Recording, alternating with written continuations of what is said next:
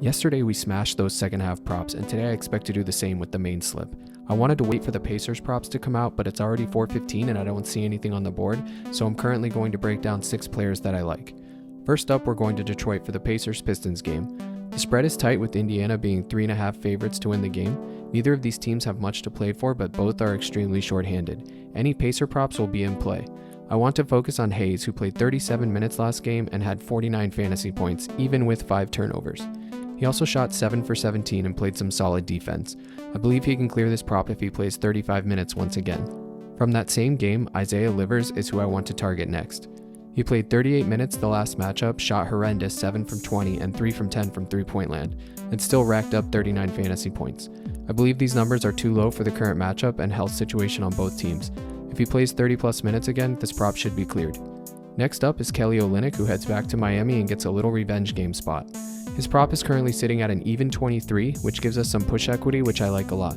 The Jazz have been absolutely terrible lately, and the blowout risk is real, but if Kelly plays 30 minutes somehow, he should be able to hit this prop.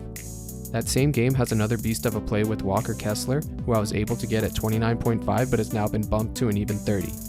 I still like it, but that bump is annoying.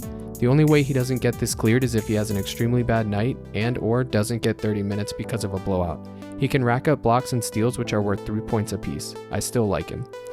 Now we will go to Atlanta and focus on John Collins. His minutes have been trending the right direction lately, with him getting between 28 and 30 in the last 3 games. It seems they want to win games under the new head coach, and Collins has been playing his role.